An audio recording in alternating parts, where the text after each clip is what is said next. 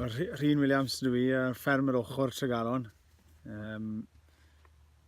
Rhedeg tua 400 o ddefed, wel, trychan hanner o ddefed mewn magu, a rhedeg wneud replacements yn hynny i gyd.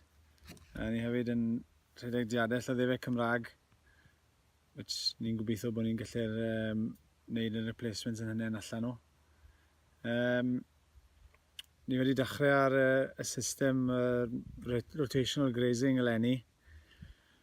Wedi trial wneud chydig flwyddyn y ddwy yn ôl, ond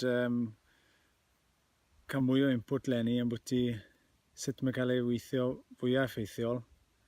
A wedi dod i ben eitha da leni.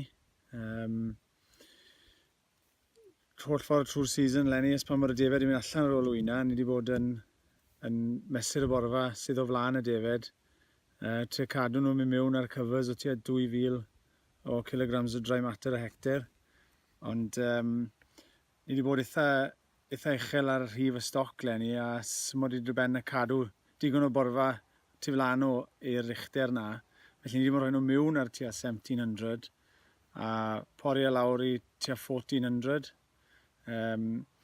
Dal i fod lle gweld bod ni yn gallu tyfu'r digon o borfa i gadw nhw i fynd arna. A fel mae'r wyn wedi pryfio, mae wedi dangos bod e wedi wneud i hôl yn iawn i ni. Ni wedi benderfyno ni i dynnu'r wyn, defed miwlsder rhyw 300 o wyn, a rhoi nhw ar, o'n nhw tua 13 wythnos oed fel pam tynno ni nhw. A wedyn rhoi nhw ar ga 4 cyfer, lle ni wedi splito fel yn 4 cwarter. Dechrau nhw off ar y cwarter cynta, wedyn symud ymlaen i'r ail gwarter, so bod y man cynta'n cael amser i dyfu nôl.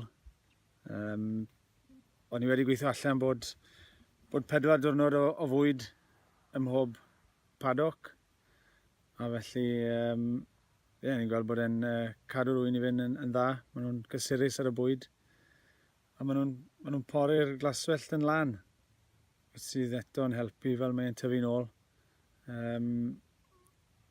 So ni'n gobeithio bod ni'n lle ehangu hwnna i gwbl o gaeau eraill, fel ni'n tynnu mwy o wyn, a gobeithio cadw nhw i fynd fel ni. Diolch.